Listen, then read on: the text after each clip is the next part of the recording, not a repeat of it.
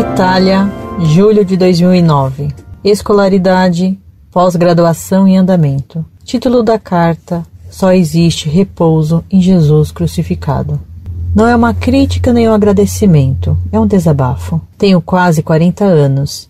Fui criado em família católica, estudei em colégio católico, participei de grupos católicos, enfim, tenho o catolicismo entranhado nas veias. Mas essa nunca foi uma relação sempre tranquila. Tive e ainda tenho muitos momentos de dúvidas e de secura, em que a fé parece me abandonar totalmente. Vivo atualmente um momento assim.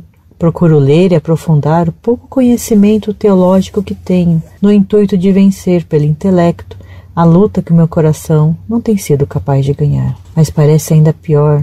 As dúvidas me angustiam ainda mais.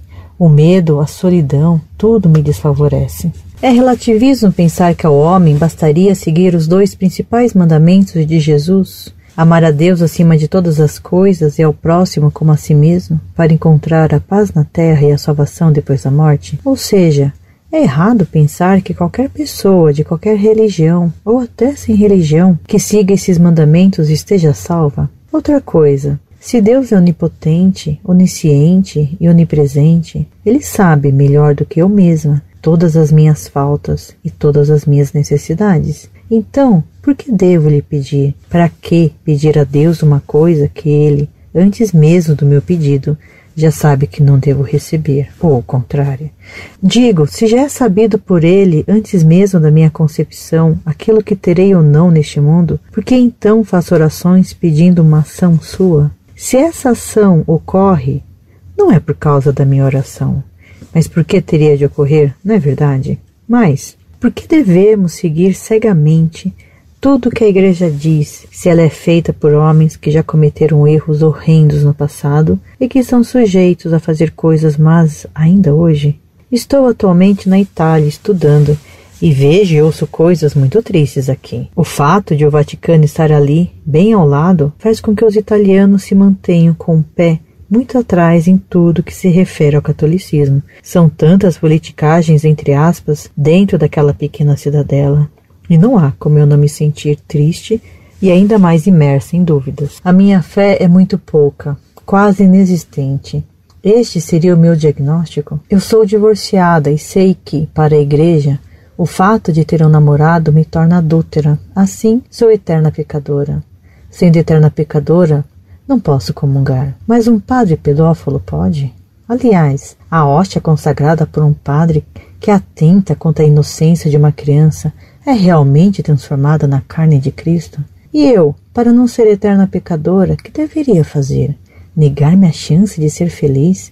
Negar que sinto desejo e, para não correr o risco de pecar, enclausurar-me? Eu me sinto infeliz. Vivo um momento muito turbulento. Em muitas ocasiões penso que viver é uma obrigação, e não vejo a hora de esta obrigação ter um fim. Não cometeria suicídio jamais, não sou tão covarde, mas vejo na morte a libertação de todas as angústias. Se estou aqui escrevendo todas essas coisas, é porque, de alguma forma, ainda acredito que posso sair dessa escuridão. Busco consolo, busco um pouco de paz, mas não suporto quando tento conversar com alguém e essa pessoa me dispara um monte de frase pronta de livro de autoajuda. Sinto necessidade de algo mais profundo, algo mais místico, algo mais inteligente. Tenho admiração pelos santos João da Cruz e Teresa de Ávila, por tudo que viveram e que escreveram. Períodos em que a escuridão me deixa e eu consigo vivenciar a beleza da obra desses 2 santos, mas depois de um tempo tudo volta, todo esse breu, toda essa secura. Eu tento rezar e não consigo. Eu não sinto oração. Eu não sinto nada. Eu sinto só um vazio imenso. Muito prezada aí, salve Maria. Só existe repouso em Jesus crucificado. Eis-me aqui, pobre professor, debruçado sobre tua carta e tua angústia, diante de tua súplica, súplica comovente e angustiada de uma filha de Deus, minha irmã na fé, que nem conheço e que a mim recorre. E me vejo impotente, sem forças e sem capacidade para ajudá-la. Como poderei eu, sem ao menos conhecer-te, dizer as palavras certas e seguras que te arranquem do abismo em que estás? Como poderá um pecador socorrer a outro? Mas, como miserável pecador, que um dia alcançou misericórdia, Confio que nosso Senhor completará as palavras que em mim não encontro, e que Ele mesmo compensará minhas falhas, dizendo-lhe do fundo do coração aquilo que minha incapacidade deixar incompleto. Tua carta bem me comoveu, e se ela comoveu até um coração miserável como deste velho professor, impotente para o bem que tento lhe escrever, como então sua carta súplica deixará sem comoção e sem piedade o coração daquele que se inclinou sobre os pecadores confusos e arrependidos? Como não comoverá o coração de Jesus, do Deus que morreu de amor por nós pecadores, porque sua carta pede e implora, mesmo quando diz que não compreende o porquê se deve pedir e implorar. Sim, Deus conhece tua miséria, mas a misericórdia quer ser rogada pelos miseráveis para lhes fazer misericordiosa justiça. Em tua carta, ao declarares ter-te como infeliz, mesmo levando em Roma a vida de prazer a que te apegas para não te enclausurar com Cristo e na sua lei, tua carta é um pedido profundo de ajuda e de perdão para te crucificares com Cristo e na sua cruz. Tu me dizes ter uma fé francamente bruxoleante, mas Jesus disse que não veio apagar a tocha que ainda fumega, que pede a chama bruxoleante no seu bruxolear incerto, senão um sopro de misericórdia que a reavive, para que ela de novo se inflame, brilhe e aqueça. Flama inflamada é vida, brilho da chama é a luz da verdade, calor amoroso da chama é a caridade. É, pois, nessa tua tocha fumegante que quero, tão francamente como sou, tão fortemente quanto possa, soprar, pedindo a Deus que complete meu sopro.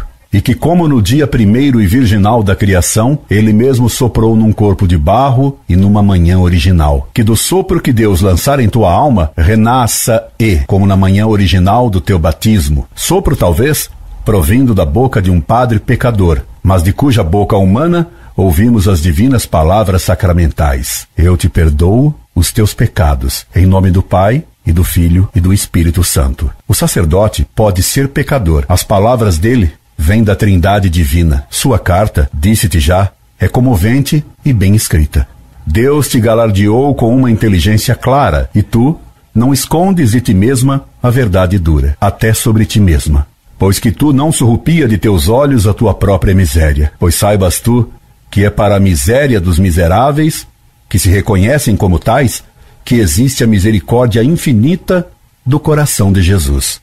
Pois o coração de Deus tem sede de nossa misericórdia que suplica. Pois o que mais deseja quem ama realmente, não com amor material rastejante, mas com amor puramente elevado, que se põe de joelhos, amor feito de justiça e de misericórdia, se não ser atendido, e que deseja o coração de misericórdia infinita, para bem atender, e com prontidão de misericórdia, aquele que compreendeu pronta e francamente a sua justiça. Misericórdia e justiça encontraram-se, e se beijaram na face. Jesus quer que lhe peçamos o que ele silenciosamente suplica que lhe peçamos. Tudo ele nos quer dar por um amor pleno de misericórdia, porque é na misericórdia reconhecida com justiça pelo pecador que vai repousar com justiça a misericórdia infinita de um Deus que nos ama infinitamente, até mesmo por causa de nossa miséria, bem justamente reconhecida pelos pecadores que somos. Ó Filha de Deus, o que procuras no vazio de tua alma, vazio que só o infinito pode acumular? Ó Filha de Deus, em cuja alma bruxoleia uma tênue chama que clama, em seu próprio apagamento, pelo sopro que é sua palavra, o Verbo eterno que se encarnou no seio de Maria Virgem. Ó Filha de Deus, que imploras teu Pai, como ele não te ouvirá? Tua palavra implora uma palavra, a palavra, o Verbo. Escuta, filha de Israel, escuta, pede. Pede que ele te dará por misericórdia o que pedes sem justiça. Ele mesmo te falará na cruz. Na cruz, onde se está sempre só, porque quando nela estamos, não há lugar para outro. É preciso, pois, antes de tudo, deixar o outro. Deixar o outro para que tu te encontres só contigo, só com Cristo. Esteja só, para poderes estar para sempre só com Cristo. Paz e plenitude, no qual se encontra nosso fim, que é conhecer e amar a verdade.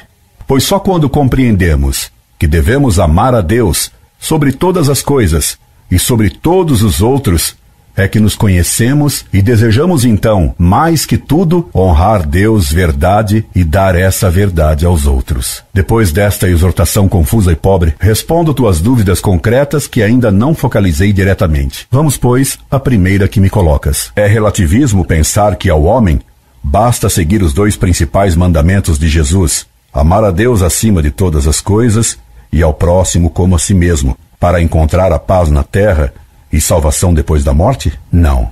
Isso não é relativismo, desde que se entenda que esses 2 mandamentos fundamentais resumem todos os demais mandamentos. Todos os 10 mandamentos estão inseridos no mandamento do amor a Deus sobre todas as coisas e ao próximo como a nós mesmos. Quando buscamos amar a Deus sobre tudo, devemos amar o que Ele é, a verdade, o Senhor e o bem. Daí sermos obrigados a adorar a Deus como nosso único Senhor, verdade, bem e beleza. E esse é o primeiro mandamento: aceitar Deus como verdade, bem e beleza absolutos. Portanto, todo o relativismo vai contra o absoluto. E porque Ele é verdade, devemos respeitar a palavra verdadeira que lhe demos e que damos aos homens. Daí o segundo mandamento: não tomar seu santo nome em vão. E o 8º mandamento: não prestar falso testemunho, não caluniar, não murmurar, sobretudo, não admitir verdade na falsidade, isto é, não falsear nosso testemunho sobre Deus, defendendo as falsas religiões que enganam as almas com meias verdades, que são mentiras inteiras. Portanto, fora da verdade, não há salvação. Fora da única Igreja de Cristo, não há salvação. Só na Igreja Católica Apostólica Romana está toda a verdade que devemos testemunhar até com o sangue.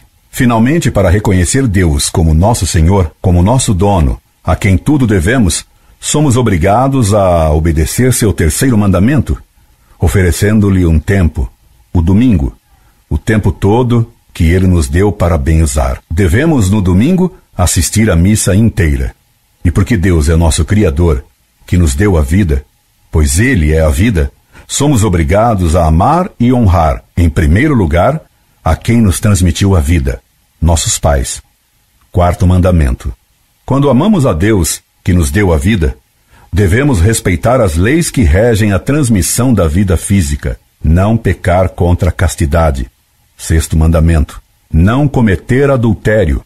9º mandamento: não cobiçar o cônjuge alheio.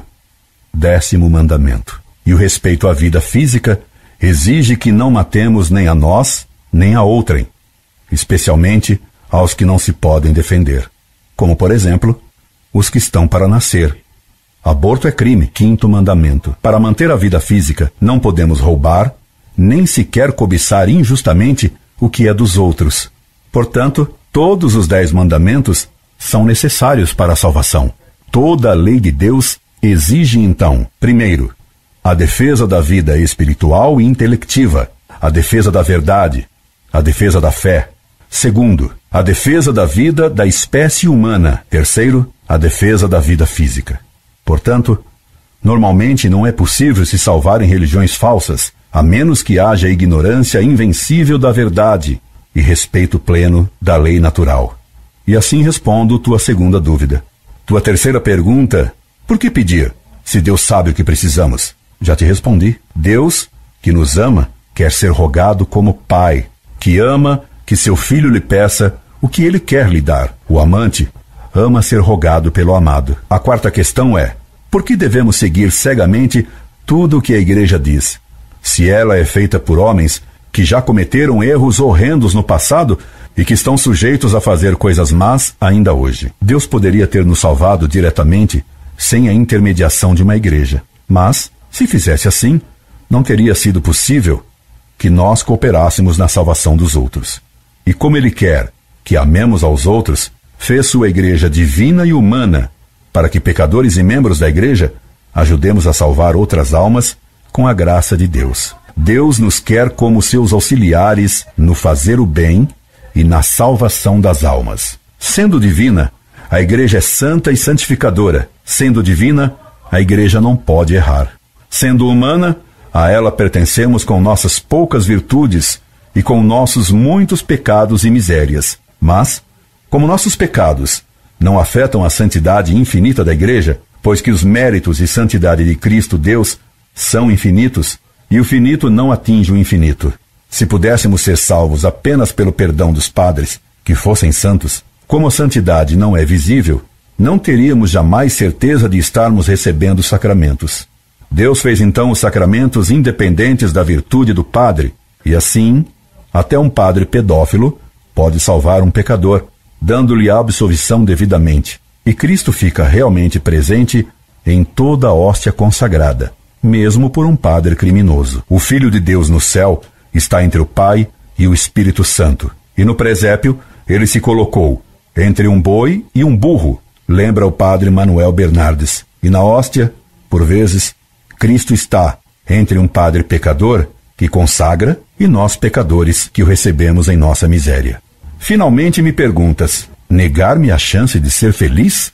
Não. Esta possibilidade é aquela para a qual sempre ele nos convida. Somos nós que fugimos da plenitude da felicidade, buscando-a no vazio de um prazer, no vazio de um outro, que fazemos nosso ídolo no lugar de Deus nosso Pai. A oportunidade de sermos felizes neste mundo existe apenas na aceitação de nossa cruz. Lembra-te disto, ó minha irmã em Cristo, tu que buscas a felicidade nos tormentos terrenos e nas tuas ilusões, fugindo da felicidade real que só obtemos no amor à nossa cruz.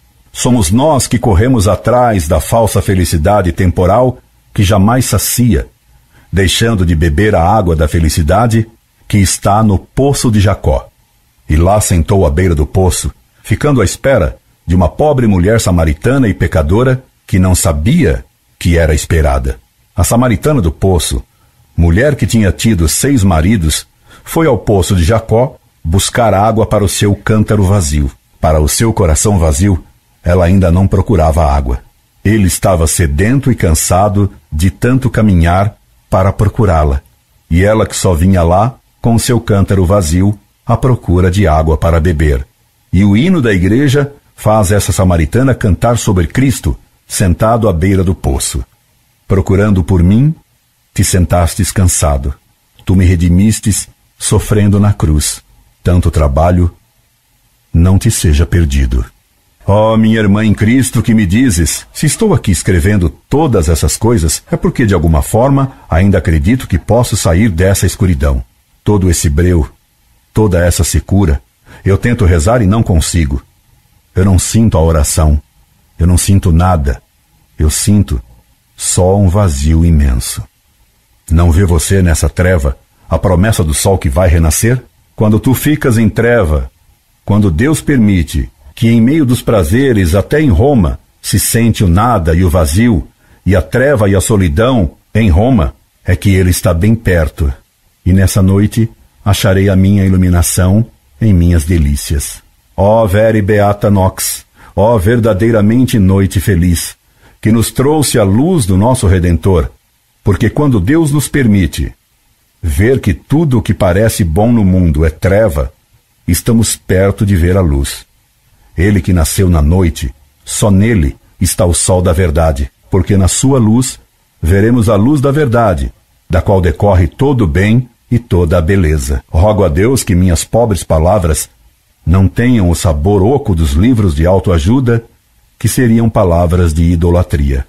Porque se algo é falso e mentira, é que podemos nos ajudar a nós mesmos, já que nosso maior inimigo mora dentro de nós. Homo iniquo e doloso eruem me, Domine. Senhor, livra-me de todo homem iníquo e doloso que mora dentro de mim. Livra-nos, Deus, de todo o humanismo. Por isso, permita-me concluir com versos feitos por minha esposa, o que ofereço à tua meditação. Será preciso dizer-te que rezarei a nossa mãe por ti? Pois não pode haver dor de alguém que me escreva a que fique eu alheio. E não há angústia de irmão que eu não queira consolar. Por isso, já aguardo com ansiedade tua resposta, e enquanto espero outra carta tua, por ora, vinda da noite, à espera da aurora, que a aurora virá. Me subscrevo como teu irmão em Cristo, e na tua dor, incorde Jesus semper. offrande à Notre-Dame. Je ne puis vous offrir mon innocence, car je, vous le savez, beaucoup péché. Comment t'offrir ma pauvre pénitence, si pleine de paresse et de lâcheté? Non plus, je ne vous offre pas ma force, car je ne trouve en moi que faiblesse. De ma dureté, comment briser l'écorce, et comment vous offrir tant de mollesse? Pourrais-je vous offrir mon grand orgueil, ou présenter ma fausse humilité? Oh, plus je cherche, et plus je l'amène, car je ne trouve rien pour vous donner. Ma pauvreté est telle, elle est si grande, elle est si absolue, si entière, qu'en désirant de moi vous faire offrande, je ne puis vous offrir que ma misère, et tout mon rien, alors je vous le donne. C'est le vide, oh ma mère, qu'il faut combler, c'est toujours les pécheurs que l'on pardonne, c'est les malades qu'il faut bien soigner. Votre bonté, voilà mon seul appui, et voilà mon trésor inépuisable, car la miséricorde se réjouit de faire miséricorde aux misérables. Ivone Fedeli. Permita-me atrever-me a dar a tradução dessa poesia, caso não conheças o francês, embora desconfie que o sabes muito bem. Oferecimento a Nossa Senhora.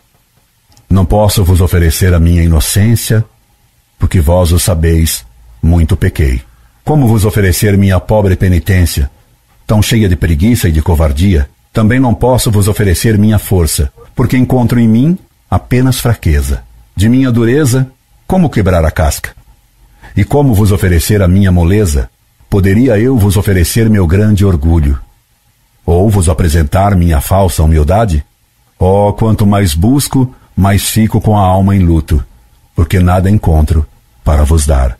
Minha pobreza é tal, ela é tão grande, ela é tão absoluta e tão inteira, que desejando de mim mesma vos fazer oferta, só posso vos oferecer a minha miséria e todo o meu nada. Então, eu vou-lo dou. É o vazio, ó minha mãe, que é preciso acumular. É sempre o pecador que se perdoa, é do doente que é preciso bem cuidar. Vossa bondade, eis meu único apoio, e eis aí meu tesouro inesgotável. Porque a misericórdia se rejubila em conceder misericórdia aos miseráveis. Porque a misericórdia se rejubila em conceder misericórdia aos miseráveis. Ivone Fedeli.